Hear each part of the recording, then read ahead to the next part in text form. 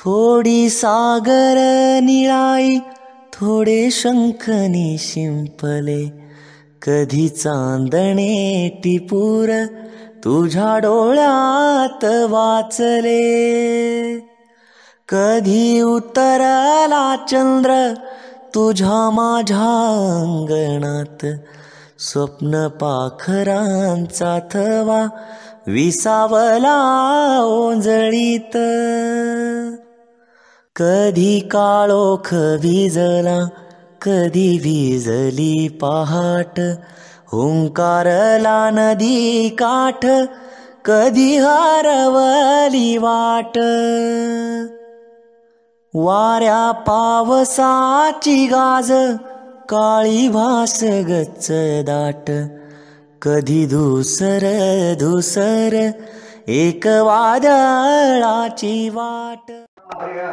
हरे राम राम राम हरे हरे, हरे कृष्ण कृष्ण कृष्ण हरे हरे, हरे राम राम हरे राम हरे राम हरे हरे, हरे कृष्ण कृष्ण कृष्ण हरे हरे.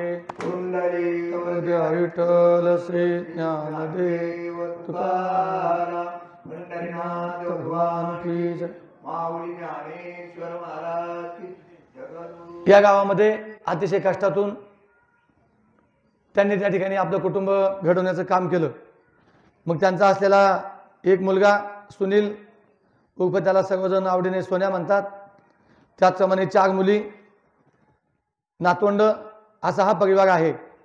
मुलींमध्ये सुशीला गुंजाळ, त्याचप्रमाणे सौभाग्यवती रंजना गुंजाळ, सौभाग्यवती रेश्मा पवार आणि सौभाग्यवती करिश्मा कालेकर अशा 4 मुली नातवंड.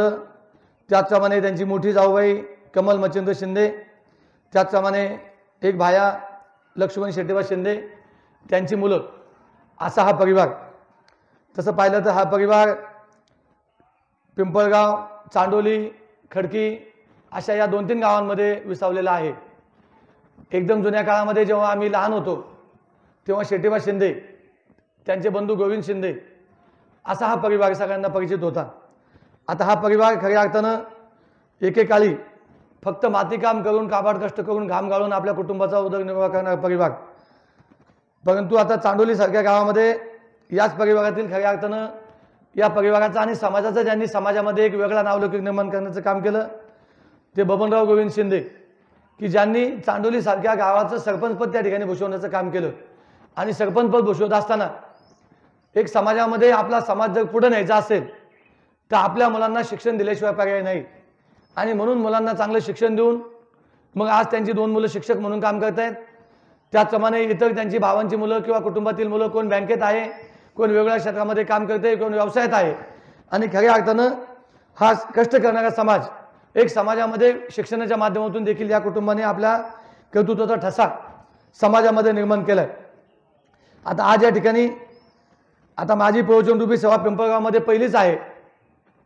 हा जो शिंदे परिवार आहे किंवा बाकीचा मग डोंगरे परिवार असेल, इतर सगळा परिवार असेल, गुंजाळ परिवार असेल, या सगळ्यांनी माझ्यासारख्या एका सर्वसामान्य कार्यकर्त्यावरती जीवापाड प्रेम करण्याचं काम आणि माझ्या राजकीय जीवनामध्ये साथ देण्याचं काम केलं.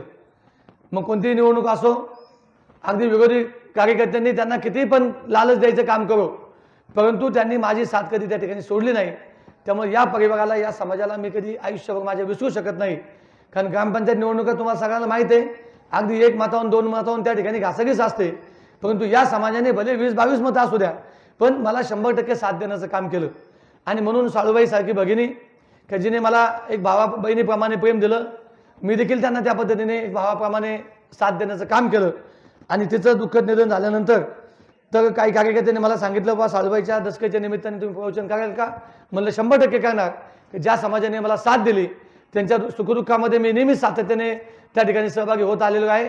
आणि या निमित्ताने जर प्रवचन करण्याची संधी मिळाली तर निश्चित मी माझं भाग्य समजेल. तर असो, या ठिकाणी ही प्रवचनरूपी सेवा पिंपळगाव नगरमध्ये प्रथमतः माझ्या वाट्याला आली, त्याबद्दल मी शिंदे परिवाराचे मनापासून आभार व्यक्त करतो. तशी माझी ही 3री प्रवचनरूपी सेवा आहे. सरपंच प्रवचन करण्याचा माझा मानस नव्हता, मी भविष्यात कधी प्रवचन करेल असं मला स्वप्नात देखील वाटलं नव्हतं. परंतु आता सध्या मी आरोग्य क्षेत्रामध्ये काम करतोय, एक आरोग्य सल्लागार म्हणून संपूर्ण जिल्ह्यामध्ये, राज्यामध्ये. आरोग्य सल्लागार म्हणून काम करत असताना ज्यांनी खऱ्या अर्थानं हा वारकरी संप्रदाय वाढला पाहिजे, वारकरी संप्रदाय त्या ठिकाणी त्याचा वटवृक्ष बहरला पाहिजे म्हणून आपल्या आंबेगाव तालुक्याचं भूषण हरिभक्तपरायण गणेश महाराज घोडेकर यांच्या एका प्रवचनरूपी सेवेच्या निमित्ताने त्या ठिकाणी गेलेली व्यक्ती ही हृदयविकाराने गेलेली होती आणि मी आरोग्यवतीनंतर बोलत होतो. तर त्यावेळेस त्यांनी सांगितलं की माताजी शेठ, तुम्ही खऱ्या अर्थानं समाजाला आरोग्याचं प्रबोधन करायचं असेल तर तुम्ही प्रवचन व्यासपीठावर बसण्याचं काम करा. म्हटलं महाराज तेवढा माझा अभ्यास नाही, परंतु त्यांनी सांगितलं गुरुकुल भक्तिशक्ती गुरुकुलमध्ये आपण प्रवचनकार कीर्तनकार घडवण्याचं काम करतोय, तुम्हाला आम्ही मार्गदर्शन करू, पण तुम्ही या व्यासपीठावर बसा. तर ठीक आहे, महाराजांनी त्या ठिकाणी सांगितल्यानंतर निश्चित म्हटलं महाराज तुमचा जर आशीर्वाद असेल तर एक ना एक दिवस आपण या व्यासपीठावर बसू. आणि त्यानंतर डी.के. वळसे ज्येष्ठ पत्रकार आपले सकाळचे त्यांनी देखील ते सुद्धा सातत्याने वेगवेगळ्या विषयावर बोलत असतात, वृक्षारोपण असेल, आरोग्य असेल. आणि मग मी जेव्हा आरोग्यावरती बोलतो तर त्यांनी सुद्धा एकदा एका प्रवचनाच्या वेळेस त्यांनी मला सुचवलं की माताजी शेठ, तुम्ही प्रवचन व्यासपीठाच्या माध्यमातून प्रवचनाच्या माध्यमातून लोकांना प्रबोधन करण्याचं काम करा. असं 2-3 मान्यवरांनी मला सांगितल्यानंतर मग म्हटलं हरकत नाही, निश्चित आपण भविष्यामध्ये त्यासाठी प्रयत्न करू. परंतु आषाढी वारीच्या निमित्ताने पंढरपूरला गेलेलो असताना एकादशीच्या दिवशीच पंढरपूरमध्ये असताना मला गणेश महाराज घोडेकरांचा त्या ठिकाणी फोन आला आणि त्यांनी सांगितलं, म्हणले माताजी शेठ तुम्ही कुठे? म्हणलं महाराज वारीला आलोय पंढरपूरमध्ये. तर म्हटलं ठीक आहे, पांडुरंगाचं दर्शन घ्या, प्रदक्षिणा करा, चंद्रभागेमध्ये स्नान करा आणि गुरुपौर्णिमेच्या दिवशी तुम्हाला त्या ठिकाणी प्रवचन रूपी सेवेला प्रारंभ करायचा आहे. म्हटलं अहो महाराज, अजून माझा तसा विशेष अभ्यास नाहीये, पण त्यांनी सांगितलं तुम्ही पंढरपूरमध्ये आहात, आज एकादशी आहे आणि तुम्ही पांडुरंगाच्या कृपेनं निश्चित त्या व्यासपीठावर बसल्यानंतर निश्चित प्रवचन रूपी सेवा करू शकाल, त्यामुळे तुम्हाला गुरुपौर्णिमेला प्रवचन करायचे बाकी मला माहीत नाही. म्हटलं महाराज ठीक आहे, प्रत्यक्ष पांडुरंग त्या ठिकाणी निश्चित ही सेवा माझ्या हातून घडून घेईल आणि मग गुरुपौर्णिमेच्या दिवशी भक्तिशक्ती गुरुकुल या ठिकाणी माझी पहिली प्रवचन रूपी सेवा गणेश महाराज घोडेकर, त्याचप्रमाणे आंबेगाव तालुक्याचं वारकरी संप्रदायाचं भूषण हरिभक्तपरायण नामदेव महाराज वाळके यांच्या आशीर्वादानं त्या ठिकाणी पहिली प्रवचन रूपी सेवा ठिकाणी मला संपन्न करण्याचा मान मिळाला. आणि आज तिसरी प्रवचन रूपी सेवा, त्यानंतर मोडेवाडीमध्ये एक प्रवचन झालं आणि आज ज्या गावात माझा जन्म झाला, ज्या गावामध्ये मला समाजाच्यासाठी छोटी मोठी कामं करण्याची संधी ज्या समाजाने दिली, त्याच समाजाच्या पुढं आज मला ही प्रवचन रूपी सेवा करण्याची संधी मिळाली. हे मी निश्चित माझं भाग्य समजतो. पांडुरंगाच्या कृपेने, परमेश्वराच्या कृपेनं जी काही मी मोडकी तोडकी सेवा या ठिकाणी करेल ती त्या ठिकाणी मानून घ्या, एवढंच या ठिकाणी विनंती करतो. आता मी बोलत असताना या प्रवचन रूपी सेवेमध्ये माझा जो प्रारंभ झाला तो या कारणाने झाला की खऱ्या अर्थानं परमेश्वराने प्रत्येक माणसाला त्या ठिकाणी जन्म दिला, त्याचा मृत्यू ठरलेला आहे. परमेश्वराने 100 वर्षाचं आयुष्य दिलं, परंतु 100 वर्ष आज कोणताही माणूस जगताना दिसत नाही. वयाच्या अर्ध्यावरती माणसाला जावं लागतं. आज साळूबाई सारखी माझी भगिनी ही देखील वयाच्या 47व्या वर्षामध्ये म्हणजे निम्म आयुष्य पुढे शिल्लक असताना आज कुटुंबाला, नातेवाईकांना, मुलींना, मुलाला, नातवंडांना सोडून त्या ठिकाणी गेलेली आहे. आणि म्हणून हे आरोग्य कसं टिकवता येईल त्या दृष्टीने मी या प्रवचन रूपी सेवेला प्रारंभ केला आहे. त्यामुळं आज मी जी ओवी निवडलेली आहे ती ओवी संत ज्ञानेश्वर माऊलींच्या ज्ञानेश्वरीतील 12व्या अध्यायातील 136 क्रमांकाची ओवी आहे. ती ओवी आहे, तैसे येण्याची शरीरे शरीरा येणे सगळे किंबहुना एक झाले चिरा पडे. ही संत ज्ञानेश्वर माऊलींच्या ज्ञानेश्वरीतील 12व्या अध्यायातील 136 क्रमांकाची ओवी आहे. ओवी 2च वाक्याची आहे, परंतु ज्ञानेश्वरीमध्ये जे माऊलींनी चिंतन मांडले, एका ओवीवरती विद्वान एक एक माणूस एक एक दिवस बोलू शकतो, 2-2 दिवस बोलू शकतो, एवढं ज्ञानेश्वरीमध्ये ज्ञान ज्ञानेश्वर माऊलींनी भरलंय. आणि मग आता ही ओवी 2च ओळीची आहे, परंतु 2 ओळीच्या ओवीमध्ये संपूर्ण जीवनाचं तत्वज्ञान, संपूर्ण शरीराचं तत्वज्ञान त्या ठिकाणी मांडले. आता याचा पहिल्यांदा मी फक्त 2 वाक्यामध्ये तुम्हाला भावार्थ सांगेल. तैसे येण्याची शरीरे शरीरा येणे सगळे किंबहुना एक झाले चिरा पडे. याचा थोडक्यात भावार्थ असा आहे की या शरीराच्या माध्यमातून जे भगवंताने 84 लक्ष योनी फिरून आल्यानंतर हा मानवदेह आपल्याला प्राप्त होतो. आणि मग मानवदेह प्राप्त झाल्यानंतर देखील प्रत्येक योनी फिरत असताना सुख दुःखाने भरलेले आयुष्य आहे. मग मनुष्याचं आयुष्य असू द्या, प्राणी मात्राचं असू द्या, पक्ष्यांचं असू द्या, या प्रत्येक आयुष्यामध्ये प्रत्येकाच्या आयुष्यामध्ये सुख दुःख भरलेले आहे.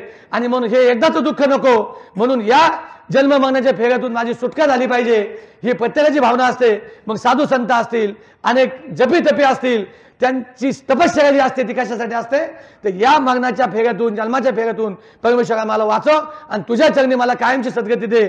आणि म्हणून परमार्थाच्या माध्यमातून, भजन कीर्तनाच्या माध्यमातून या 84 लक्ष योनीचा फेरा चुकवण्यासाठी देखील आपण ते चुकू शकतो, पण तो कशाच्या माध्यमातून चुकू शकतो?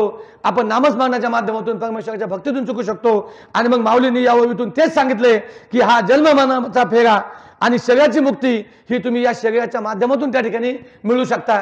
आज तुम्ही सगळा कष्ट करणारी समाज आहे. कष्ट करणाऱ्या समाजात तुम्ही कष्ट कशाने करता? तुमच्या हाताने करता, तुमच्या शरीराच्या माध्यमातून करता. त्या माध्यमातून तुमचं जीवन त्या ठिकाणी घडवत आहे. आज आमचा समाज असेल, कोणताही समाज असेल, शाळेतली मुलं आहेत, शाळेत मुलं जातात, शाळेत मुलं जातात नाही कोण जातं? त्याचं शरीर शाळेमध्ये जातं, ते शरीर शाळेमध्ये बसतं, तेच अभ्यास करतं आणि तेच त्याचं जीवन त्या ठिकाणी घडवतं. आज समजा एखाद्या व्यक्ती शिक्षक आहे, तो शिक्षक शाळेत जातो म्हणजे काय करतो? त्याचं शरीर शाळेमध्ये जातं, तोच त्या ठिकाणी शिकवतो. जर तो शिक्षक आजारी पडला, हॉस्पिटलमध्ये ॲडमिट असेल, तर त्याचं शरीर शाळेत जाऊन मुलांना शिकवणार आहे का? तुम्ही आम्ही आजारी पडलो, तुम्ही शेतामध्ये जाऊन किंवा एखाद्या शेतकऱ्याचं काम करणार आहे का? नाही करणार. म्हणजे आज जगामध्ये आपण जे काही करतो ते हे शरीर करतो. आणि हे कोण करून घेतो? तर आपल्यामध्ये असलेला परमात्मा, आपल्यामध्ये असलेली चैतन्य शक्ती, ते म्हणजे आपण आहे. आणि तो शक्ती आपण करून घेतो. आज तुमचा आमचा समज आहे, प्रत्येकाचं स्वप्न असतं की काय नाही बाबा, एक 10-20 वर्ष झाले, रिटायरमेंट झाली का मग मस्त बंगला बांधायचा स्वतःसाठी. परंतु तो बंगला आपल्या स्वतःसाठी नाही, तर आपला जो बंगला आहे, आपण म्हणजे कोण हे पहिलं समजून घ्या. आपण म्हणजे हे शरीर नाही, आपण म्हणजे आपल्यामध्ये असलेली चैतन्य शक्ती, आपल्यामध्ये असलेला परमेश्वर आत्मा, तो म्हणजे आपण आहे, हे लक्षात ठेवा. आणि मग त्या आत्म्याचं घर परमेश्वराने जन्मताच आपल्याला दिले. आणि मग ते घर कोणतं दिले? तर हा अमूल्य किमतीचा नरदेह की ज्याचा एकही शेअर पार्ट जगाच्या बाजारपेठेमध्ये कोटी, 5 कोटी, 10 कोटी, 100 कोटी देऊन त्या ठिकाणी मिळत नाही. जर आपण कष्टातून समजा घर बांधलं, ते घर उद्या जुनं झालं, ते घर पडलं, तर पुन्हा आपण कोटी रुपये खर्च करून नवीन बंगला बांधू शकतो. आपण घेतलेली गाडी, तिचं उद्या इंजिन लॉक झालं, तिचा उद्या ॲक्सिडेंट झाला, ती गाडी उद्या जुनी झाली, तर पुन्हा आपण कष्ट करून आपण कमवलेल्या पैशातून आपण नवीन गाडी घेऊ शकतो. परंतु परमेश्वराने ही जी गाडी, हा बंगला, या परमेश्वरी आत्म्यासाठी जो जन्मताच आपल्याला दिलेला आहे आणि तो फुकट दिलेला आहे, या बंगल्याचा एकदा हा नष्ट झाला, पुन्हा हा बंगला तुम्ही 100 कोटी 500 कोटी खर्च करून उभा करू शकत नाही. एकदा हा बंगला नष्ट झाला तर शेवटी पुन्हा तो आपल्याला नगद मिळू शकत नाही. आणि म्हणून जगामध्ये भले तुम्ही गाडी घ्या, बंगला बांधा, तुम्ही कोट्यवधी रुपयाचा बँक बॅलन्स कमवा, परंतु सगळ्यात मोठी संपत्ती कोणती असेल तर ते परमेश्वराने दिलेले हे शरीर. आणि म्हणून या शरीरासाठी आपण ते जपण्यासाठी, ते टिकवण्यासाठी आपण आज काही करतोय का? तर याचं उत्तर नाहीच म्हणावं लागेल. आज आपण फक्त रात्रंदिवस सकाळी उठल्यापासून तर रात्री झोपेपर्यंत फक्त काम काम काम, लोकांच्या आपण सुखदुःखात जातोय. समजा आज साळूबाईच्या दसऱ्याच्या निमित्ताने तुम्ही हे सगळं समाज आपण या ठिकाणी आलोय, उद्या अजून कोणाची घटना आहे, आता नारायणरामजी आघाडे मामांचे काय ते पुण्यस्मरण आहे, त्या ठिकाणी आपण जाणार. कोणाचा साखरपुडा असेल तिथं जाणार, कोणाचा 5.5 महिने असेल, वर्ष श्राद्ध असेल तिथं आपण जाणार, कोणाचा पूजा असेल त्या ठिकाणी जाणार, वास्तुशांती असेल तिथं जाणार, कोणाचा वाढदिवस असेल तिथं जाणार. म्हणजे लोकांच्या सुखदुःखामध्ये जायला आपल्याला टाइम आहे. आपल्याला आपल्या प्रपंचासाठी, आपल्या मुलांच्या शिक्षणासाठी रात्रंदिवस काबड कष्ट करायला आपल्याला टाइम आहे. परंतु ज्या शरीराने आपण हे करतोय त्या शरीरासाठी आपण काही वेळ देतोय का? ते शरीर आपलं 100 वर्ष टिकल म्हणून आपण काही प्रयत्न करतोय का? तर त्याच खऱ्या अर्थानं आज आपण या ठिकाणी चिंतन मांडणार आहोत. आणि तेच चिंतन मांडण्यासाठी मी या प्रवचनाच्या नारदाच्या गादीवर त्या ठिकाणी गणेश महाराज घोडेकर, नामदेव महाराज वाळके यांच्या आशीर्वादाने त्या ठिकाणी बसलोय. तर या ठिकाणी मला एकच सांगायचंय की परमेश्वराने दिलेले हे शरीर अमूल्य किमतीचं आहे आणि ते 100 वर्षासाठी आपल्याला दिले. तुम्ही मला सांगा शिवाजी दादा, आज सोसायटीचं कर्ज तुम्हाला मिळते, मग कोणाला 1 लाख मिळत असेल, कोणाला 2 लाख, कोणाला 3 लाख, ज्याच्या जमिनीनुसार कर्ज मिळतं ते कर्ज तुमचं बिनव्याजी आहे, बरोबर. मग आता उद्या समजा तुमचे टोमॅटो चांगले पैसे झाले, फ्लावरचे चांगले पैसे झाले, म्हणून असा एखादा शेतकरी दाखवा की मला आता चांगले पैसे झाले भाऊसाहेब, हे तुमचं कर्ज घेऊन टाका. असा कोणता शेतकरी आहे का? भले कोटी रुपये त्याच्या बँकेत असू द्या. कारण का? तर 1 वर्षासाठी सोसायटीने तुम्हाला ते कर्ज बिनव्याजी दिले. आणि मग बिनव्याजी दिलेलं कर्ज तुमच्याकडे बँकेत 50 लाखाची एवढी असताना सुद्धा तुम्ही ते वापरताय वर्षभर, त्याचा उपभोग घेताय. आणि मग परमेश्वराने सुद्धा हे बिनव्याजी, बिन पैशाचं फुकट शरीर तुम्हाला दिले की ज्याची किंमत कोटीमध्ये, अब्जामध्ये होऊ शकत नाही. आज आपल्याला जर अटॅक आला, बायपास करायची वेळ आली तर 8-8, 10-10 लाख रुपये त्या ठिकाणी हॉस्पिटलला खर्च होतो. एखाद्याची किडनी फेल झाली तर नवीन किडनी टाकायला कमीत कमी 20 लाख रुपये खर्च होतो, तरी सुद्धा ती किडनी सक्सेस होत नाही, त्या ठिकाणी मरावं लागतं. एखाद्याचं जर लिव्हर फेल झालं आणि नवीन लिव्हर टाकायचं म्हटलं तर 50 लाख, 1 कोटी खर्च. महाराष्ट्राचे लाडके मुख्यमंत्री, एक कर्तृत्ववान व्यक्तिमत्व विलासराव देशमुख यांचं लिव्हर फेल झालं, चेन्नईवरनं लिव्हर आणलं, परंतु लिव्हर टाकून सुद्धा ते जगू शकले नाही. अनेकांच्या किडन्या सुद्धा टाकायचा प्रयत्न केला, जगू शकले नाही. कारण का? जो परमेश्वराने दिलेला ओरिजिनल स्पेअर पार्ट आहे तो जगाच्या ओरिजिनल या पाठीवरती तुम्ही कितीही खर्च द्या, लाख खर्च करा, कोटी खर्च करा, ओरिजिनल शरीराचा स्पेअर पार्ट तुम्हाला मिळू शकत नाही. आणि मग दुसरा डुप्लिकेट स्पेअर पार्ट, दुसऱ्याचा स्पेअर पार्ट हा तुम्हाला मॅच होईल याची गॅरंटी नाही. आणि मग तुमच्याकडे कितीही कोटी रुपये असेल तर तुम्हाला हे शरीर वाचवता येईल याची शाश्वती नाही. आणि मग आजारी पडल्यानंतर लाखो रुपये खर्च करून हे शरीर वाचवण्यापेक्षा आपण आजारीच पडू नये, आपल्याला 100 वर्ष निरोगी आयुष्य मिळेल, मग त्यासाठी आपण प्रयत्न करू शकत नाही का?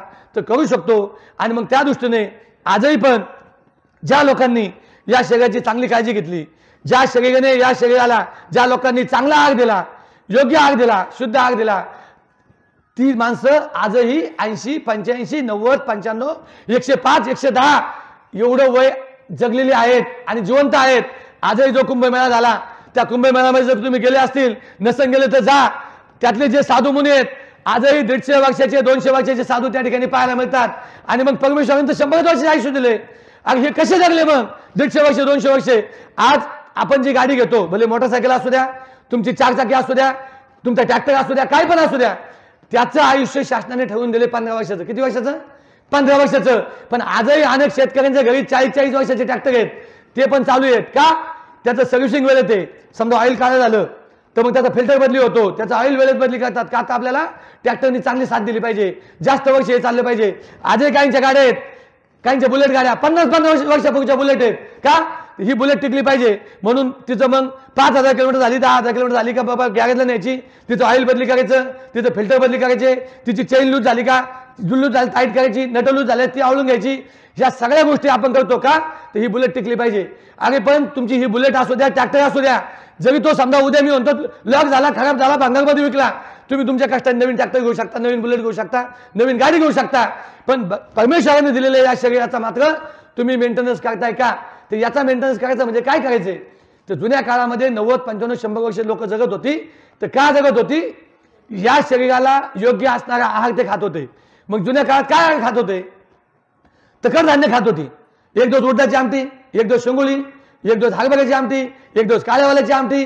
आणि त्यातूनही काहीच नसेल तर साध्या मिरचीचा ठ्याचा, वाटलेली मिरची म्हणजे लसणाची मिरची आणि भाकर, मग भले शेळी भाकर असू द्या, तो त्यांचा आहार होता. आणि तो आहार घेऊन, साधा आहार घेऊन लोक 100 वर्ष जगली. जुन्या काळात ना डॉक्टर होते, ना हॉस्पिटल होती, ना कधी गोळी इंजेक्शन घेतलं तरी लोक आजारी पडले नाही आणि 90, 95, 100 वर्ष जगली. आता लोकांकडे पैसे खूप झालेत, आता लोकांना बाबा अन्न मिळत नाही, उपाशी राहिलाय आणि म्हणून तडफडून माणूस मिळालाय, असं उदाहरण क्वचित कुठेतरी बघायला भेटत असेल. पण आता लोकांना खायला प्यायला अन्न भरपूर आहे, जवळ जेवढा गरजेपुरता पैसा आहे तो पैसा भरपूर आहे. आता प्रत्येक गावात डॉक्टर आहेत, प्रत्येक गावात हॉस्पिटल आहे, पण माणसाला आयुष्य राहिलेलं नाही. का राहिलेलं नाही? कारण या शरीराला जे तुम्ही योग्य आहार द्यायला पाहिजे, या शरीराचा जो व्यायाम घडायला पाहिजे, तो आपल्या हातून त्या ठिकाणी घडत नाही. मग आपल्या शरीराचं इंधन काय? समजा एखाद्याने पेट्रोलची गाडी घेतली, त्याचं इंधन काय? पेट्रोल. एखादी डिझेलची गाडी घेतली, त्याचं इंधन काय? डिझेल. एखाद्याने सीएनजी घेतला, त्याचं इंधन काय? सीएनजी. एखाद्याने आता नवीन इलेक्ट्रिकच्या गाडी निघल्यात, त्या गाडीचं इंधन काय? इलेक्ट्रिक. मग ते इंधन आपण त्या गाडीला टाकतो. तसं आपल्या गाडीचं इंधन काय आहे? आपल्या गाडीच्या इंधनाला लागतं या शरीराला protein, vitamin, mineral, fibre, carbohydrate या गोष्टी लागतात. आणि मग तुम्ही म्हणाल मग आपण तर भाकर खातोय, आपण तो गुलाबजाम खातोय, आपण तर पोळी खातोय, भात खातोय, ह्या गोष्टी आपण का खातो? तर त्याच्यामधून काही प्रमाणामध्ये आपल्याला प्रोटीन, व्हिटॅमिन, मिनरल, फायबर आपल्या शरीराचं जे इंधन आहे ते मिळतं. परंतु जुन्या काळामध्ये जे इंधन त्याच्यातून मिळत होतं आता तेवढं इंधन मिळत नाही. त्याचं कारण असं आहे, जुन्या काळामध्ये जे अन्नधान्य पिकायचं, मग तुमची ज्वारी असू द्या, बाजरी असू द्या, तुमची फळं असू द्या, तुमचं कठण मटण असू द्या, तुमचं कोणतंही पीक असू द्या, तुमची तरकारी असू द्या, जुन्या काळामध्ये ना रासायनिक खतं होती, ना फवारणी होती. आपलं शेणखत टाकून त्या ठिकाणी शेणखतावरती, कोंबडी खतावरती ही सगळी पिकं यायची, पावसाळा पिकं यायची. त्याच्यामध्ये कुठलंही रासायनिक खत वापरलं जात नव्हतं, त्याच्यामध्ये कुठलीही फवारणी होत नव्हती. आणि मग त्या पद्धतीने उत्पन्न होणारं जे अन्नधान्य होतं ते आपण खात होतो. भले आज ज्या ठिकाणी 50 पोती तुम्हाला बाजरीच्या होत्यात, त्या भागामध्ये तुम्हाला 5च पोती होत होती, पण त्याच्यासाठी कुठलंही पण रासायनिक खत किंवा फवारणी नव्हती. त्यामुळे त्या बाजरीमध्ये जे ताकद होती, त्या बाजरीमध्ये जे पोषण तत्व होतं, त्यामुळे माणसं निरोगी राहत होती. आज जे सगळे रासायनिक खतं आणि त्यानंतर सगळं केमिकलची फवारणी, का जे औषध घेतल्यानंतर माणूस मरतो. आता एखादा माणूस वैतागला, तो काय नाही मला जगायचं नाही, तो एखाद्या घरी जातो औषध घेतो. तो औषध घेतो म्हणजे कोणतं घेतो? जे औषध आपल्या तरकारी मालावरती फवारण्यासाठी आपण आणले ते औषध घेतो आणि तो माणूस मरतो. मग जे औषध घेतल्यानंतर माणूस जर मरतोय तेच औषध आपल्या भाजीपाला फवारलेला असते ती भाजी आपण आज फवारली लगेच 2 दिवसात खातोय, त्या औषधाचा अंश गेलेला आहे का? मग ते औषध जर त्या भाजीसोबत आपल्या पोटात जात असेल तर का नाही कॅन्सर होणार, का नाही आपल्याला वेगवेगळे आजार जाणार? त्याचं कारण ते यापुढच्या काळामध्ये जर आपल्याला चांगलं आयुष्य जगायचं असेल तर कमीत कमी रासायनिक खत आपण वापरली पाहिजे, कमीत कमी फवारणी आपल्या पिकांवरती केली पाहिजे आणि असं अन्न आपण त्या ठिकाणी सेवन करण्याचा प्रयत्न केला पाहिजे. आज जुन्या काळामध्ये लोक कडधान्य खात होती, बाजरी ज्वारी खात होती आणि आता लोक काय खातात? कोणत्या कार्यक्रमात काय असतं? गुलाबजाम, मोतीचूर लाडू, शिरा, पुरी, बटाटे वडे, भजी आणि ढाब्यावर गेल्यानंतर काय? मैद्याची रोटी, ग्रेव्हीच्या भाज्या, हे सगळं असतं आणि तळलेले पदार्थ. आता जुन्या काळामध्ये तुम्ही मला सांगा शिवाजी दादा, तुमचं कुटुंब आहे, माझं कुटुंब आहे, मला आठवते, तुम्हाला आठवते, किती मोठं कुटुंब असलं तर बाटलीमध्ये 1 लिटर फक्त तेल नेलं जायचं आणि ते पेल घरातल्या सुनांना ताकीद असायची का महिनाभर पुरलं पाहिजे, पुन्हा महिन्यात तेल नाही आणि मग महिनाभर तेल पुरलं पाहिजे. उद्या एखादा पाहुणा आला तर बाबा निदान थोडंफार एखादं बोटकं आहे ना तेल टाकता आलं पाहिजे, अर्धा चमचा, म्हणून ती तेल ती भगिनी पुरून वापरायची. बोट लावून धाग पडली की नाही पडली माहित नाही, पण ती पुरून वापरायची. का आता उद्या एखादा पाहुणा आला तर बाबा पाहुण्याने म्हणाय नको त्याला यांच्या घरात साधी तेलाची धाग नाही कालवणाला, म्हणून ते 1 लिटर तेल महिनाभर वापरलं जायचं. पण आता गरीबातल्या गरीब कुटुंबामध्ये सुद्धा डब्याने तेल येते, डब्याने, आणि डब्याने तेल येते. पहिलं बोट लावून तेल टाकायची, आता बोटासारखी धाग पकडतात, अशीच किटली पकडतात. मग किती तेल पडते याचा तपास नाही. जुन्या काळामध्ये तळलेले पदार्थ आपण कधी खात होतो? फक्त सणावाराला, आणि लईच मोठा पाहुणा आला वा जावा आला किंवा काय आला याही आला तर मग घरातली भगिनी किंवा आपली माता त्या ठिकाणी भजी काढत होती, किस्तरीत होती. परंतु आता मात्र अहो दररोज तळणमळण चालू आहे, दररोज भजी, दररोज किस, दररोज बटाटे वडे, दररोज काय काय. आणि आज गावात गेल्यानंतर आज आपण मनसरला जरी गेलो बाजारात तर घरून भाकर आपण बांधून देत होतो फाडक्यात आणि तिथं बाजारात आपण तीच भाकर आणि मिरची जे काय असेल ते खात होतो. पण आता किती घरी धान्य असू द्या, किती स्वयंपाक झाले असू द्या, आपण म्हणतो नाही हॉटेलमध्ये जेऊ, काय डबा न्यायची गरज नाही. आता किती माणसं पुण्याला जाताना, घोडेगावला जाताना किंवा एखाद्या तारखेला जाताना घरून भाकरी बांधून येतात. असं एक माणूस दाखवा का खिशात पैसे खायला वाजत आहेत, तेव्हा तो दादा आहेत आपल्याकडे पैसे, हॉटेलला जेऊ. मग हॉटेलला गेल्यानंतर आपण जे जेवतो ते जेवण आपल्याला योग्य आहे का? तर मला काय म्हणायचंय, ठीक आहे तुम्ही हॉटेलमध्ये पण जेवलं पाहिजे, हे बाबा गोड पण खाल्लं पाहिजे, पण जुन्या काळात कधीतरी आपण खात होतो, कधीतरी सणावाराला गोड भेटत होतं, तसं आता कधीतरी खायला अडचण नाही. पण आता उलटं झालंय. जुन्या काळामध्ये दररोज आपण कडधान्य खात होतो, ज्वारी बाजरी खात होतो. आता काही माणसं अशी आहेत माझ्यासारखी 25 वर्षात कधीतरी भाकर मला खाय भेटायची. त्यामुळे कुठे पाहुणे गेलो तुम्ही सांगायचं बाबा बेसन आणि भाकर करीत असेल तर जेवतो, नाही तर बाबा मला जेवायचं नाही, बघा मला आता उमदाळा झाले, उलट्या व्हायला झाल्यात. कारण का कुठे पण गेलं समजा 5.5 महिन्याला वर्ष साधायला खायला काय शिरा, मोतीचूर लाडू, गुलाबजाम, पुऱ्या, बटाटे वडे, भजी, अहो असंच 25 वर्ष खात राहिलो.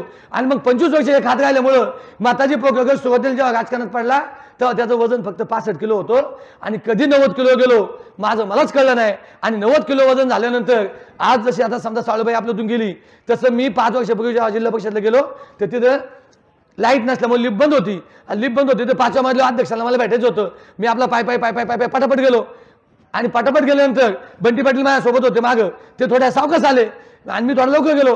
तर तिथे गेल्यानंतर मी थोडासा असं हलताना मला त्यांनी बघितलं तर मला चक्कर आली होती, काही सुचत नव्हतं, डोळ्यापुढे अंधारी आली होती. त्यांनी मला पकडलं, म्हणले म्हातारी काय झाले? म्हणलं काय नाही दादा चक्कर आल्यासारखे झाले. आणि मग मला तिथं 15 मिनिटं त्यांनी झोपवलं. नंतर आम्ही डॉक्टर गेल्यानंतर माझा डायबिटीज वाढलेला होता, माझा बीपी वाढलेला होता. आणि मग डॉक्टर बोलले तुम्हाला डायबिटीज बीपीच्या गोळ्या चालू करा, नाही तर उद्या तुम्हाला चक्कर येऊन भविष्यात अटॅक येऊ शकतो, तर तुम्ही गोळ्या चालू करा. आता गोळ्या चालू केल्यानंतर अनेक उदाहरणं मी पाहिल्यात की ज्यांनी डायबिटीज आणि बीपीच्या गोळ्या ज्यांना चालू झाल्यात त्याच आजारामध्ये शेवटी त्यांना 1 दिवस अटॅक आला आणि त्यांना जावं लागलं. अशी शेकडो हजारो उदाहरणं आपल्या पुढे आहेत. आणि मग मला मागायचं नव्हतं का तर आता प्रत्येकाच्या जीवनात सुखदुःख असतात, प्रत्येकाच्या जीवनामध्ये बाबा काय होणं देणं घेणं असते. तसं आता हे गावचे उद्योग करत असतानाच माझ्या मी अमुक तमुक कामं करत असताना बरेच उद्योग केले, त्याच्यात अडचणीत आलो तर म्हणलं कमीत कमी बाबा मागताना आपल्या दसकेत असोकाने म्हणलं नाही पाहिजे चायला हा अडकाव मिळाला पण मकांचं पैसे बुडून मिळाला. त्यामुळे कमीत कमी भगवंताने आपल्याला लोकांचं कर्ज फिटे पण तरी जिवंत ठेवलं पाहिजे. आणि म्हणून मला मागायचं नव्हतं. आणि मग डॉक्टर गेल्यानंतर म्हणलं डॉक्टर काय करावं लागेल? गोळ्या नाही, गोळ्या सोडून मला उपाय सांगा. तर डॉक्टर म्हणले तुम्हाला जर गोळ्या घ्यायच्या नसतील तर तुमचं वजन कमी करा, दररोज त्यासाठी व्यायाम करा, तर वजन कमी झालं तर तुमचा डायबिटीज बीपी कमी होऊ शकतो. आणि म्हणून मी 7-8-10 वर्ष दररोज शाळेच्या ग्राउंडवरती पहाटे 5 वाजता उठून 7-8 किलोमीटर चालत होतो. मस्तपैकी फ्रेश वाटत होतं. घरी जाऊन दणकून भूक लागत होती. आंघोळ झाली का मग जे काही समजा केलंय, समजा पोहे बनवले असतील तर मस्तपैकी 2-3 डिश खायच्या का. एकदा मी घरातून बाहेर पडलो, आजही पण घरातून सकाळी 7 वाजता बाहेर पडलो तर रात्री 10-11 वाजल्याशिवाय घरी जात नाही. आणि मग घरी जात नसल्यामुळं आणि मग शेवटी जे काय असेल सकाळी पोट भर नाश्ता करायचा दणकून नाश्ता करायचा निघायचं. मग पोहे केले असेल तरी 2-3 प्लेट खायच्या, शिरा केला असेल तरी 2-3 प्लेट खायच्या. समजा बाबा उद्या बटाटे काढले असतील तरी ते 4-5 बटाटे खायचे दणकून. आणि चुकून एका दिवशी जर समजा घरी नाश्ता नाही केला तर मग खाली गेलो भूक लागतेच. मग अरुण सारखा मित्र भेटला, अरुण लय भूक लागली नाश्ता नाही केला, चल काहीतरी खाऊ. आणि मग एका मिसळीने कधी आमचं भागलंच नाही. मग मिसळी घ्यायची, भजी घ्यायची, जिलेबी घ्यायची, दणकून आणायचं का आता बाबा दिवसभर नाही भेटलं तरी अडचण नाही. आणि मग माझं वजन मी दररोज 1-1.5 तास चालून सुद्धा जेव्हा मला चक्कर आलं तेव्हा 88 किलो वजन होतं. आणि दररोज 1 तास चालून 5 वर्षांनी माझं वजन 88 निदान 87, 86, 85 व्हायला पाहिजे ना. ते 90 गेलं. मग उलटी गंगा व्हायला लागली. आणि मग जेव्हा मला आता आम्ही जो व्यायाम करतोय तो कार्डिओग्राम व्यायाम करतोय. कार्डिओग्राम व्यायाम हा तुमच्या स्नायूंचा व्यायाम आहे. त्या स्नायूंच्या व्यायामामध्ये तुमचं हृदय, तुमचं फुफ्फुस, तुमची लिव्हर याच्यावरची सगळी फॅट नष्ट होते. तुमची ही जी वाढलेली कंबर आहे, वाढलेलं पोट आहे, ही गायब होऊन जाते. आणि मग तो व्यायाम केल्यानंतर त्यांनी सांगितलं, म्हणले साहेब फक्त व्यायाम करून काय होणार नाही, तर तुम्ही ही पोट का वाढते, तुमची चरबी का वाढते, तुम्हाला दम का लागतोय, तुम्हाला अटॅक का लागतोय, तर ज्याने तुमची फॅट वाढते ते इथून पुढे खाऊ नका. कमीत कमी तुमचं आयडियल वेट येईपर्यंत, म्हणजे जी वाढलेली चरबी ती कमी होईपर्यंत. म्हटलं काय, तर मग त्यांनी सांगितलं साखरेमुळे तुमची फॅट वाढते, त्याच्यानंतर तेलामुळे तुमची फॅट वाढते, गहू मैद्यामुळे तुमची फॅट वाढते, भातामुळे तुमची फॅट वाढते. हे पदार्थ तुम्ही काही दिवस खाऊ नका. ज्या दिवशी तुम्ही आयडियल वेटला याल, आयडियल वेट म्हणजे काय, तर प्रत्येक माणसाची जेवढी उंची आहे त्या उंचीनुसार त्याचं वजन पाहिजे. मग आता माझी उंची 170 सेंटीमीटर आहे, तर मग माझं वजन 70 किलो पाहिजे. म्हणजे जेवढी सेंटीमीटर आपली उंची आहे त्यातून जर 100 वजा केले तर पुरुषाची उंची येते. आणि जेवढे सेंटीमीटर महिलेची उंची आहे त्यातून 105 वजा केले का त्या महिलेची उंची येते. समजा जर आता मी 170 सेंटीमीटर आहे आणि दुसरी माझी भगिनी एखादी समजा 170 सेंटीमीटर आहे, तर मग माझं वजन पाहिजे 70 किलो आणि तिचं पाहिजे 65 किलो. म्हणजे एकाच उंचीचे जर स्त्री पुरुष असतील तर महिलेचं वजन हे 5 किलोने कमी पाहिजे.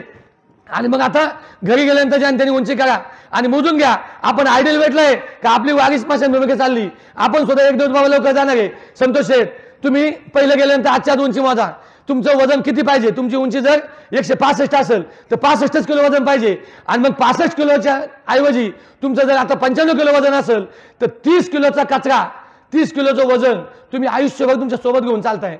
आणि त्या वजनामुळं मग तो कचरा कुठे आहे, तुमच्या हृदयावरती चिकटलाय, तुमच्या लिव्हरला ती फॅट चिकटलेली आहे, तुमच्या फुफ्फुसाला फॅट चिकटलेली आहे, तुमच्या कातडाला फॅट चिकटलेली आहे.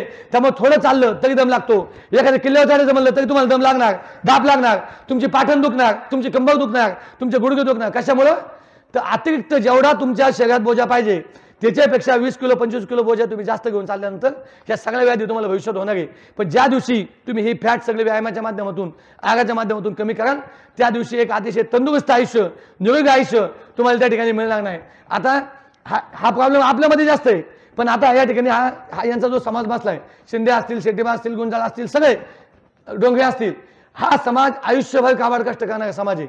आयुष्यभर मातीची कामं केली तर जेवढे अटॅक आमच्या समाजात आले तेवढे अटॅक तुमच्यामध्ये आहेत. जेवढ्या आमच्या समाजामध्ये लोकांना डायबिटीज बीपी आहे तेवढा तुमच्यामध्ये आहे. डायबिटीज झाला, बीपी झाला, गोळ्या खातो आयुष्यभर. ठीक आहे, आता जो माणूस तुमच्यातला कष्ट करीत नसेल, आयुष्याला मी खुर्चीत बसून काम आहे, त्याला डायबिटीज पण होऊ शकतो आणि त्याला बीपी पण होऊ शकतो. कष्ट संपले का तुम्हाला आजार जडले आणि मग आयुष्यभर कष्ट तुम्ही जर केले. पण आज जर समजा एखादा म्हणून मला आता मी IT इंजिनियर आहे, मी कशाला काबड कष्ट करून मला 1 लाख रुपये पगार आहे. समजा तुमची 2 मुलं शिक्षक आहेत, जर त्यांना आता 1-1 लाख रुपये पगार आहे तर ते कशाला जातील माती काम करायला, बरोबर आहे ना. मग जर आता त्यांच्या हातून माती काम होत नाही, त्यांच्या हातून जर कष्ट करत नाही आणि त्यांना जर निरोगी जीवन जगायचंय, जर तुमच्या हातून आता कष्ट होत नाही का, तुम्ही शिक्षणाच्या माध्यमातून चांगली नोकरी तुम्हाला मिळाली, तुमचं उज्ज्वल भविष्य घडलंय, तर मग आता तुम्ही कमी नाही कष्ट होत तर आपल्या अंगातून घाम निघण्यासाठी कमीत कमी 1 तास व्यायाम प्रत्येक माणसाने केला पाहिजे. भले तुम्हाला कुठली व्याधी असो नाही तर नसो. एखादा माणूस म्हणून आता माझं कुठं किती वजन आहे, मला काय व्यायामाची गरज आहे, परंतु तुमचं हृदय असेल, तुमचं फुफ्फुस असेल, तुमचं लिव्हर असेल, तुमच्या शरीरातले सगळे पेशी असतील, यांना जर तुम्हाला निरोगी ठेवायचं असेल तर त्यांना तुम्ही व्यायाम देणं गरजेचं आहे. आणि व्यायामाच्या माध्यमातून जो घाम निघतो तो घाम म्हणजे या जगातलं सगळ्यात मोठं औषध आहे, सगळ्यात मोठं. तुम्ही लाख 10 लाख देऊन आता कोरोनाच्या काळामध्ये तुमची इम्युनिटी पॉवर वाढण्यासाठी, कोरोनातून वाचण्यासाठी लोकांनी 5-5, 10-10, 20,000 रुपये देऊन रेमडेसिवीरची इंजेक्शने घेतली आणि ती इंजेक्शने ज्यांनी घेतली अनेकांना ती सूट झाली, अनेकांना सूट झाली नाही. मग आता ज्यांना ज्यांना कोरोना झाला, अनेकांच्या कंबर दुखतात, गुडघे दुखतात, त्यांना धाप लागते, दम लागतोय आणि अनेकांना आता विकास देखील धोका वाढलेला आहे. पण माझं म्हणणं असं आहे की अशी कितीतरी माणसं आहेत, लाखो माणसं, करोडो माणसं जगामध्ये, का त्यांना कोरोना झाला, त्यांना कळलं पण नाही, कोरोना झाला पण आणि निघून गेला. का तर सकाळचा आग जे खात होते, ज्यांच्याकडे व्यायाम होता. आता माझ्या स्वतः माणसाला मी कधीच मास्क लावला नाही अख्ख्या कोरोनाच्या काळात, कधी मास्क लावला नाही आणि कधी म्हणलं नाही कधी याला कोरोना झाला आणि याच्याजवळ कसं जाऊ. ज्यावेळेस आता आपल्या गावचे सामाजिक कार्यकर्ते आप्पाजी, त्यांचा 25 त्या ठिकाणी हे झालता स्कोअर, आणि त्यावेळेस त्यांचा सिटी स्कॅनसाठी आम्हाला नेल्यानंतर आप्पाजी चालता चालता त्यांची ताकद नव्हती आली, आप्पाजी असे खाली पडले. तर त्यावेळेस मी मास्क लावलेला नव्हता, आप्पाजीला मास्क नव्हता, मी अशी कवळी घालून आप्पाजीला उचललं आणि त्यांचा सिटी स्कॅन केला. तरी पण मला असं वाटलं नाही का आता आप्पाजीला कोरोना झाला मला होईल. मला एक कॉन्फिडन्स होता का मला कोरोना होऊच शकत नाही, कधीच होऊ शकत नाही, आणि नाहीच झाला. झाले असेल कदाचित पण मला माहीत पण नाही झालेला.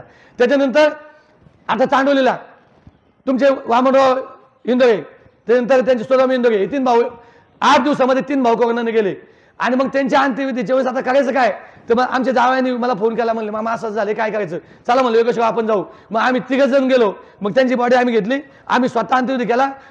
आमच्या आधी कुणी पण मडकं बिडकं फिरत नव्हते, पण त्याला म्हणलं जे काय धार्मिक संस्कार सगळे आपल्याला करायचे. मग जरी तिथे अंत्यविधी पुण्यात केला तरी आम्ही मडकं घेतलं, ते मडकं तिथं फोडलं, प्रदक्षिणा केल्या, सगळ्या पद्धतीने विधी केला, नाही कोरोना झाला. मग का नाही झाला, तर माझ्यामध्ये असलेली इम्युनिटी पॉवर, माझ्यामध्ये असलेला कॉन्फिडन्स, माझ्यामध्ये असलेली पॉझिटिव्ह शक्ती. तुमच्या माझ्या सांगतो, आपल्याला जे आपलं जीवन घडवायचे, आपण कसा विचार करतो तसं आपलं जीवन घडतं. आपण जर म्हणलं ना आता माझं काय खरं नाही, आता मला बीपी झालाय, एखाद्या दिवशी अटॅकने मागणार, 100% मागणार. पण आपण जर म्हणलं ना हे मी बघूच शकत नाही, नाहीच मागणार. याचं ज्वलंत उदाहरण म्हणजे या देशाचे नेते शरदचंद्रजी पवार साहेब. 25 वर्षापूर्वी त्यांना कॅन्सर झाला. किती वर्षापूर्वी? 25 वर्षापूर्वी. आणि मग त्यांना कोणी जर विचारलं ना पवार साहेब तब्येत कशी काय, ते म्हणले अरे मला काय झाले, मला काहीच झालं नाही. आणि म्हणले माझी तुम्ही काळजी करू नका, तुम्ही तुमची काळजी घ्या, तुमची काळजी घ्या. आणि मुद्दा असा आहे, कोणत्याही माणसाला जर कॅन्सर झाला तर 2 वर्ष, 4 वर्ष, 5 वर्षाच्या पुढे त्या माणसाला आयुष्य मिळत नाही. पण पवार साहेबांसारखं व्यक्तिमत्व आजही 25 वर्ष कॅन्सर होऊन सुद्धा जिवंत आहे, आजही पण समाजाचे नेतृत्व करतात. का? त्यांच्यामध्ये असलेली विल पॉवर, मी मागणार नाही, मला मागायचं नाही, मी मागणार नाही, हा कॉन्फिडन्स. पण होतं काय, आपल्याला थोडासा आधार झाला, थोडी चक्कर आली का आपण म्हणतो आता मला काही खरं दिसत नाही, देव म्हणतो त्यात असतो, खरंच खरं दिसत नाही, आणि जातो तो एक दिवस. म्हणून आपल्यामध्ये कॉन्फिडन्स असला पाहिजे, काय का मला चांगलं जगायचंय, निरोगी जगायचंय. तर या ठिकाणी बोलण्यासारखं खूप काय आहे. फक्त या निमित्ताने मी एकच सांगेल, आता पिंड मांडलेलं आहे, आता इथे कावळा पण बरेच दिवस शिवत नाही. आता कावळा का शिवत नाही, कावळा शिवला पाहिजे का नाही शिवला पाहिजे, आता ते अध्यात्मामध्ये आहे. परंतु ज्यांनी वारकरी संप्रदाय खऱ्या अर्थानं संपूर्ण महाराष्ट्रामध्ये पोहोचवण्याचं काम केलं ते वैकुंठवासी कोंडाजी बाबा डेगे यांच्या सुद्धा पिंडाला कावळा शिवला नाही. आणि कोंडाजी बाबा डेगांना प्रति तुकाराम महाराज म्हणून संपूर्ण महाराष्ट्रामध्ये त्यांची ओळख होती. एक साधू व्यक्तिमत्व होतं, संततुल्य व्यक्तिमत्व होतं. त्यानंतर आळंदीच्या मंदिरामध्ये फक्त सदानंद गोजन राहण्यासाठी निवास व्यवस्था होती. त्या सदानंद गोजनचा जेव्हा अंत झाला, लाखो समाज म्हणजे हजारो समाज होता, अख्खा इंद्रायणी घाट त्या ठिकाणी जाम होता, तर तिथे सुद्धा काक्षपक्ष झाला नाही. मग याचा अर्थ त्यांना मुक्ती मिळाली नाही का? याचा अर्थ त्यांनी काय बाबा त्यांचा जीव गुतला होता का? अजिबात नाही. अहो ज्या क्षणी त्यांचा मृत्यू झाला त्या क्षणी ते भगवंताच्या चरणी विलीन झालेले आहेत. कारण आयुष्यभर त्यांनी समाजाला घडवण्याचं काम केलं. त्यामुळे ठीक आहे, आता काक्षपक्ष होणं याच्यामध्ये त्या कावळ्याचा उद्धार आहे. आणि कावळ्याला दिलेला तो उशाप आहे. जेव्हा प्रभू रामचंद्रांनी म्हणजे सीतामाईची काकूशीने छेड काढली, त्याला शाप दिला, आणि शाप दिल्यानंतर मग तो कावळा सागा वेगा पळू लागला. नंतर शरण आला, म्हणले प्रभू मला तुम्ही या शापातून मुक्त करा. आणि मग प्रभूंनी सांगितलं जिथं जिथं पिंडदान होईल त्या पिंडाला तू स्पर्श कर, तुझा त्या ठिकाणी उद्धार होईल. आणि म्हणून कावळा त्या ठिकाणी पिंडाला स्पर्श करत असतो त्याच्या उद्धारासाठी. पण आपला एक आता आयुष्यभर समज आलाय का कावळा शिवला का आपण टाळ्या वाजवतो, चला बाबा माणसाला मुक्ती मिळाली. परंतु तसं नाही. तुम्ही आयुष्यभर केलेली चांगली कर्म, आयुष्यभर समाजाला दिलेलं प्रेम, आयुष्यभर कुटुंबासाठी घेतलेले कष्ट, यातूनच तुम्हाला त्या ठिकाणी तुम्हाला त्या ठिकाणी मुक्ती मिळणार आहे किंवा त्या ठिकाणी तुम्हाला सद्गती मिळणार आहे. पण आयुष्यभर जर समजा तुम्ही कुटुंबासाठी योगदान दिलेलं नाही, समाजासाठी योगदान दिलं नाही, परमार्थासाठी काय केलं नाही, तर तुम्ही कितीही तिकडे कावळे शिवू द्या, 50 कावळे शिवू द्या, तुम्हाला मुक्ती मिळू शकत नाही, तुम्हाला सद्गती मिळू शकत नाही. म्हणून आपण आपल्या आयुष्यामध्ये आपण कसं वागलो, आपण समाजाला काय प्रेम दिलं, याच्यावरती सगळं आपल्या जीवनाचं त्या ठिकाणी सार्थ अवलंबून आहे. तर या ठिकाणी जो आता विषय आहे, आता बऱ्याच वेळा पाप पुण्य आपण व्याख्या करत असतो. आता काहीला वाटत असेल की बाबा गळ्यात माळ घालणे, समजा पंढरपूरला जाणे, आळंदीला जाणे, किंवा दररोज समजा हलपाट वाचणे किंवा दररोज गंध लावणे म्हणजे पुण्य. मुळात मुद्दा असा आहे, ह्या सगळ्या गोष्टी करून जर तुम्ही कोणाबद्दल चांगला विचार करत नसेल, दुसऱ्याबद्दल वाईट विचार करत असेल, त्याचं वाटोळं व्हावं म्हणून जर चिंतन करत असाल, दररोज समजा भावाचा बांध करीत असाल, तुम्ही कितीही गण लावा आणि कितीही तुम्ही बघू कपडे घाला, तुम्ही पापच करताय आणि तुम्हाला त्या ठिकाणी कधी मुक्ती मिळू शकत नाही. आणि मग पाप पुण्य काय, तर माझ्यासारख्याची एक सगळं सामान्य व्याख्या आहे की ज्या कृतीमुळं पुढच्या माणसाला दुःख होणार नाही, त्याच्या काळजाला वेदना होणार नाही, त्याच्या डोळ्यातून आसू निघणार नाही, असं तुम्ही आयुष्यभर वागा, ते तुमचं पुण्य आहे. पण ज्या कृतीमुळं पुढच्याच्या बाबा काळजाला काहीतरी वेदना होतील, पुढच्याच्या डोळ्यातून आसू येतील, पुढच्याचा आत्मा तळतळ करील, त्याच्यासारखं महापाप नाही. आणि म्हणून आयुष्यभर आपल्यामुळे कोणाला त्रास होणार नाही, आपल्यामुळे कोणाला दुःख होणार नाही, याची काळजी घ्या. आणि मग त्याच्यामध्ये खऱ्या अर्थानं आपलं पहिलं दैवत आहे आपले मातापिता, आपले गुरुजन वर्ग, आपल्या घरी येणारा आपला पाहुणा. खऱ्या अर्थानं आपल्या अध्यात्मामध्ये देखील सांगितले, मातृदेवो भव, पितृदेवो भव, आचार्य देवो भव, अतिथी देवो भव, हे देव पहिले आहेत आणि नंतर मग हे बाकीचे सगळे देव आहेत. कारण आईनेच जर आपल्याला जन्म दिला नसता तर आपण हे जग पाहिलं नसतं. त्यामुळे पहिला देव आपले आईवडील आहेत, दुसरा देव ज्यांनी आपल्याला ज्ञानदान केलं, ज्यांनी आपल्याला जीवन घडवण्याचं काम केलं, तो दुसरा देव आहे. त्यामुळे गुरुजनांचे आपण आदर केला पाहिजे. मग तुम्ही मला सांगा, आता आपल्यापैकी किती लोक आईवडिलांबद्दल त्या ठिकाणी कृतज्ञता व्यक्त करतो? आपण किती जण आपल्या आईवडिलांना देव मानतो? किती जण आपण घरातून निघताना आपण आपल्या आईवडिलांचं दर्शन घेतो? तर नाही घेत. आणि खरं दैवत ते एक वेळ देवळातल्या देवळाला नाही पाया पडलं तरी चालेल, पण आपल्या आईवडिलांच्या पाया पडा, त्यांना समाधान वाटेल असं वागा. आणि मग खऱ्या अर्थानं आपल्या जीवनाचं त्या ठिकाणी सार्थक होईल. ज्यांनी आपल्याला घडवण्याचं काम केलं त्या गुरुजनांच्या प्रती आदर ठेवा. आज कित्येक विद्यार्थी असे आहेत की जे गुरुजन शिकवतो असतात त्यांच्याच टंगल्या करतात, त्यांचीच नक्कल करतात. आणि तुम्ही कसे काढणार? घडूच शकत नाही. आणि बरीच लोक त्या ठिकाणी माझा मुलगा अमेरिकेत गेला पाहिजे, इंग्लंडमध्ये गेला पाहिजे, त्याला मोठा पगार मिळाला पाहिजे. आज अमेरिका, इंग्लंड, युरोप, फ्रान्स या ठिकाणी 1-1 कोटी रुपयाचे पॅकेज असलेली मुलं आहेत. पण सगळ्यात जास्त आई वडील वृद्धाश्रमामध्ये कोणाचे? ज्यांची मुलं अति शिकली त्यांचीच मुलं वृद्धाश्रमामध्ये आहेत. मुलांना शिक्षणाच्या बरोबर तुम्ही संस्कार देण्याचं काम करा. त्यांना आई वडिलांचं महत्त्व सांगा, त्यांना गुरुजनांचं महत्त्व सांगा. त्याला 2% कमी मार्क मिळाले चालतील, 10,000 कमी पगार मिळाले चालेल, परंतु त्याच्यामध्ये संस्कार रुजवण्याचं काम करा. संस्कार ही सगळ्यात मोठी संपत्ती आहे. म्हणून आपल्या मुलांना संस्कार देण्याचं काम करा. आता या ठिकाणी साळूबाईचं जे जाणं झालं, बबनराव सांगायला हरकत नाही, तुमचा समाज जरी कष्टकरी आहे, जसं तुम्ही एक आदर्श निर्माण केलाय तुमच्या समाजापुढं, सगळ्या पुणे जिल्ह्यामध्ये, महाराष्ट्रामध्ये तुमच्या समाजाच्या पुढे एक वेगळा आदर्श निर्माण केलाय का कष्टातून तुम्ही तुमची मुलं घडवली. कोण शिक्षक आहे, कोण बँकेत आहे, कोण व्यवसायात आहे. परंतु आमच्या गावातला समाज मात्र सुरुवातीच्या काळामध्ये प्रचंड काबाड कष्ट केले, मुलांना लहानाचं मोठं केलं, त्यांना घडवण्याचं काम केलं. पण नाही म्हटलं तरी थोडा व्यसनाच्या आधी हा समाज गेला. व्यसनाच्या आधी समाज गेल्यामुळं आज रामदास सुद्धा कमी वयामध्ये गेला. आज त्याच्यानंतर म्हसू सुद्धा कमी वयामध्ये गेला. त्यानंतर म्हसूची, त्याच्यानंतर रामदास गेला, त्याच्यानंतर लक्ष्मीची बायको गेली, कमलताई, हे सगळे गेले. किती वयात गेले? 50च्या आधीच गेले. 50च्या आधी का गेले सगळ्यांना माहिती आहे, पण कोणी बोलत नाही, कारण या ठिकाणी बोलू नये म्हणतात. परंतु पुढच्या समाजाला जर चांगलं आयुष्य मिळावं असं वाटत असेल तर बाबांनो तुम्हाला विनंती करतो, आज बबनराव गोविंदराव शिंदे तुमच्या समाजाचे नेतृत्व करतायत. चांडोलीसारख्या गावचं सरपंच पद त्यांनी बसवले आणि त्यांचा आदर्श घेऊन आज तुमचा समाज खऱ्या अर्थानं वाटचाल केली पाहिजे.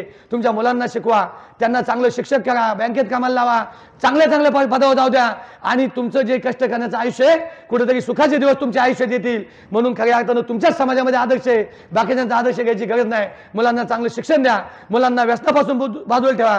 पण मुलं व्यसनापासून कधी बाजूला होतील? समजा तुम्हाला कधी मुलाला अधिकारी म्हणायचा? समजा तुम्ही जर तांबू खात असेल, तुम्ही तुमच्या मुलाला म्हणू शकत नाही का बाळा तांबू खाऊ नको, ती वाईट आहे. तुम्ही जर दारू पित असाल, तुम्ही तुमच्या मुलाला म्हणू शकत नाही का बाळा दारू पिऊ नको, दारू वाईट आहे. जर तुम्हाला वाटत असेल तुमची मुलांनी तंबाखू खाऊ नये, गुटखा खाऊ नये, दारू पिऊ नये, कोणतंच व्यसन करू नये, तर आज या ठिकाणी संकल्प करा की मी यापुढे कुठेही व्यसन करणार नाही. माझी मुलं चांगली घडली पाहिजे, माझी नातवंड चांगली घडली पाहिजे. जरी आज आम्ही साध्या घरात राहत असलो तरी एक दिवस माझाही बंगला असेल, एक दिवस माझे पण बंगल्या पुढे 4 चाकी गाडी उभी असेल. मी सुद्धा इतर समाजाप्रमाणे समाजामध्ये प्रतिष्ठित म्हणून मिळवेल. मी सुद्धा बबनरावांसारखा एक दिवस गावचा सरपंच पद किंवा वेगवेगळ्या ठिकाणी माझा मान सन्मान मिळेल. हा कधी मिळेल? ज्यावेळेस तुम्ही तुमच्या मुलांना चांगले संस्कार कराल, व्यसनापासून बाजूला घाल, तेव्हा खऱ्या अर्थानं तुमचा समाज पुढे जाईल. म्हणून माझी हात जोडून कळकळीची विनंती आहे, आपल्याला प्रत्येकाला वाटतं का माझ्या मुलांचं चांगलं व्हावं, त्यांनी सुखात राहावं. पण तुमची मुलं चांगली कधी राहतील, सुखात कधी राहतील? ज्या दिवशी ती व्यसनापासून बाजूला राहतील आणि आयुष्यभर काबाड कष्ट करताना कष्टाची कधी लाज बाळगणार नाही, त्यावेळेस खऱ्या अर्थानं तुम्हाला सुख मिळेल. तर या ठिकाणी बोलण्यासारखं जरी खूप असेल, पण या ठिकाणी मला ही जी संधी दिली त्याबद्दल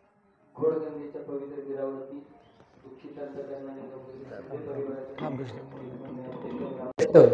याची शरीराला कशी गरज आहे आणि आपल्याला निरोगी आयुष्य जर जगायचं असेल तर व्यायामाचं महत्त्व कसं आहे या सर्व गोष्टींवरती महाराजांनी त्या ठिकाणी आपल्या विचारातून प्रकाश टाकण्याचं काम केलेलं आहे.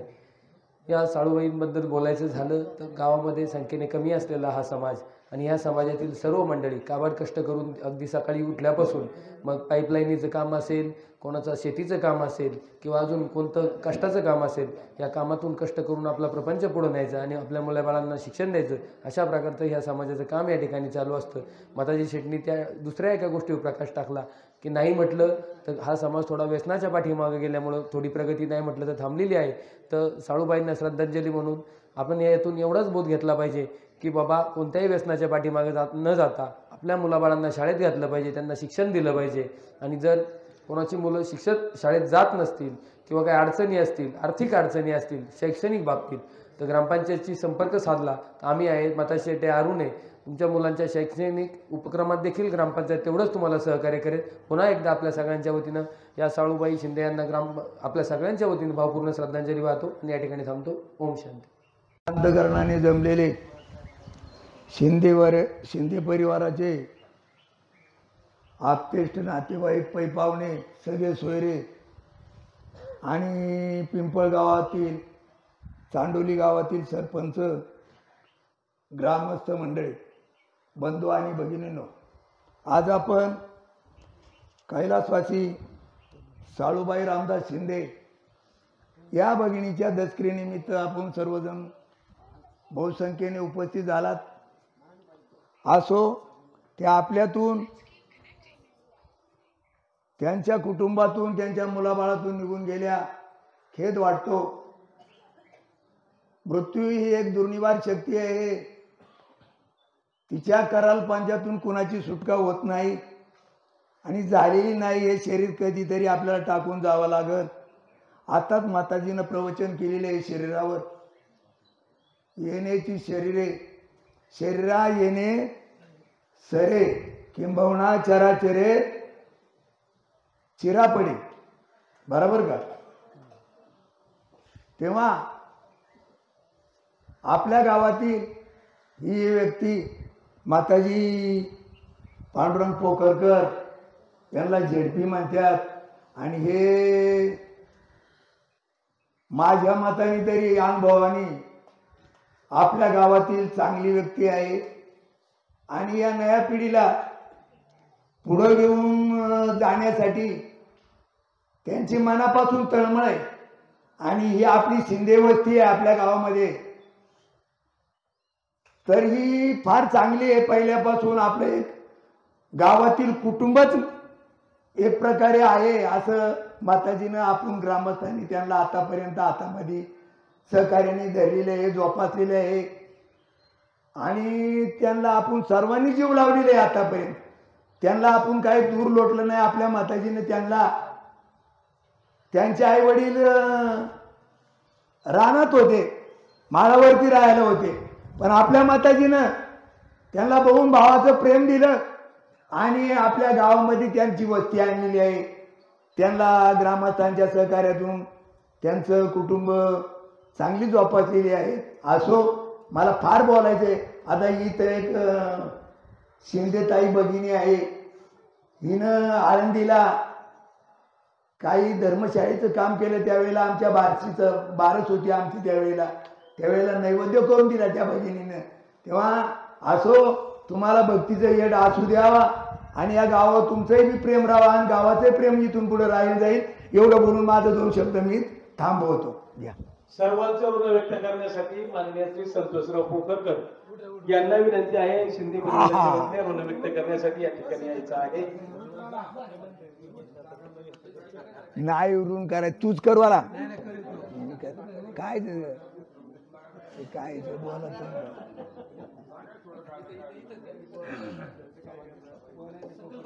हा,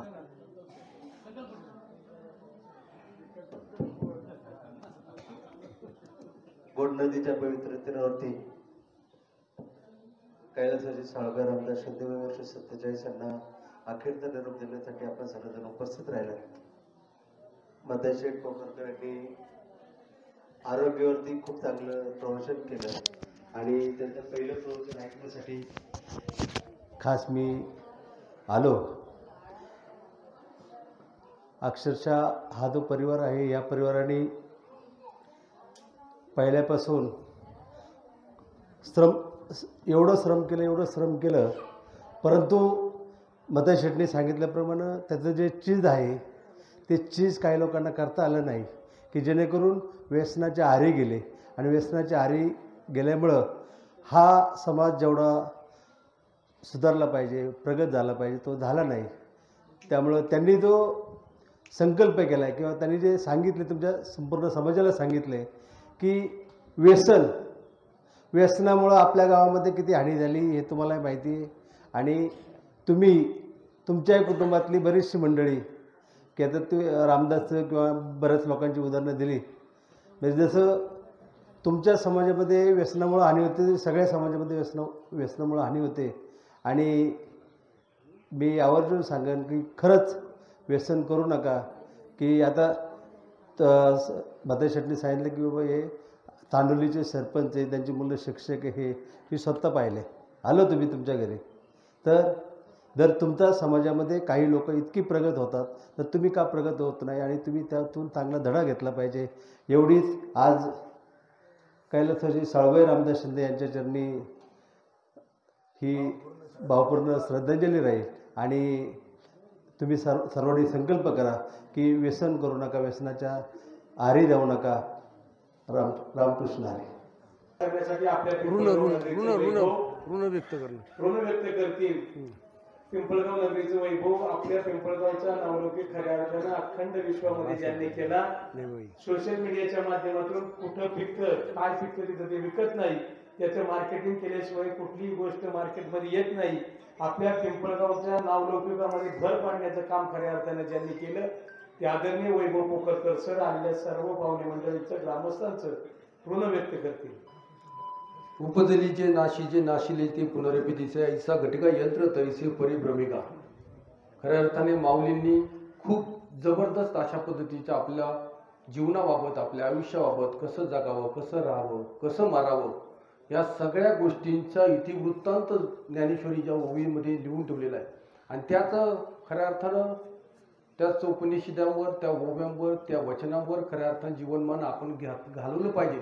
पण सध्या कलियुग जरा भयानक चालू आहे.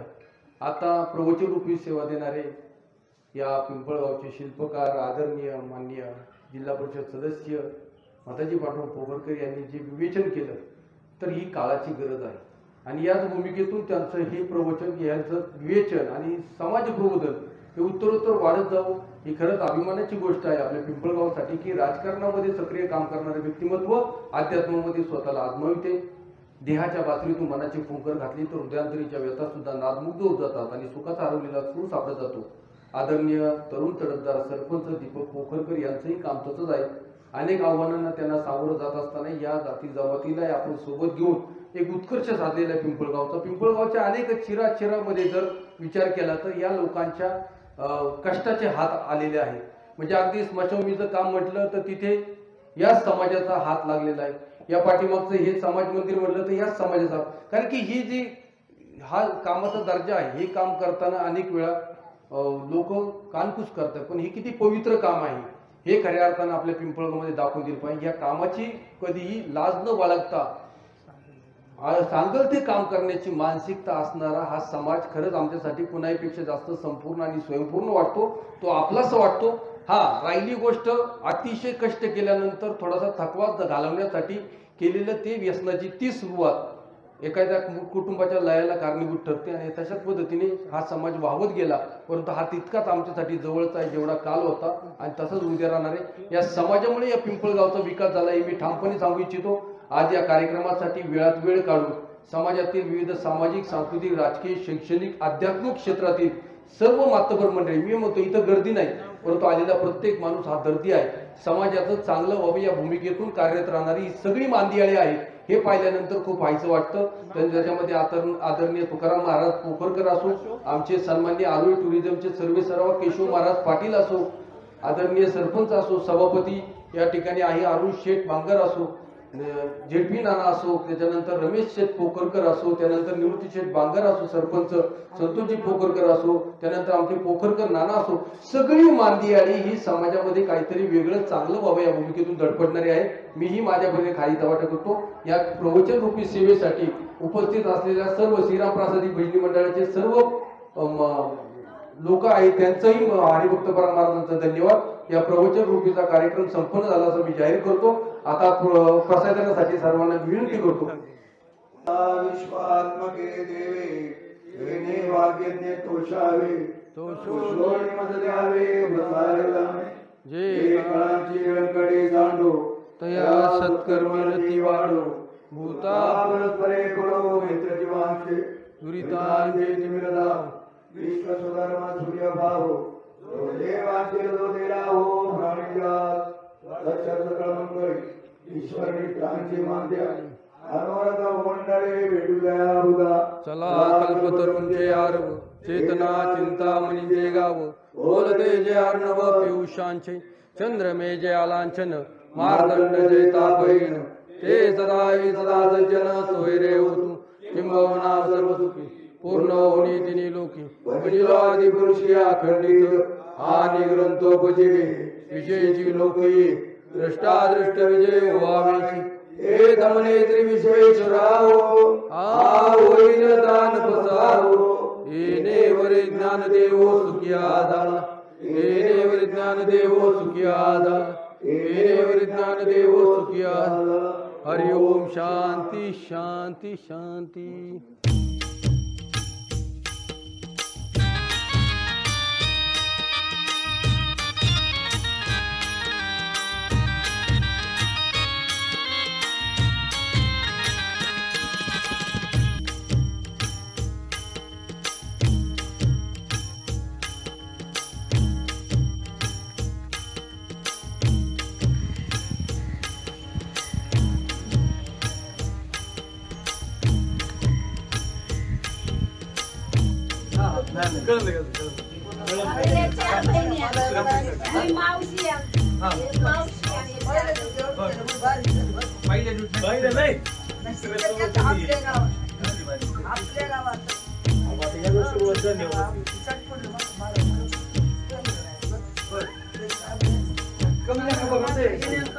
आपण निमित्त बघतोय सगळं बघू शकतो.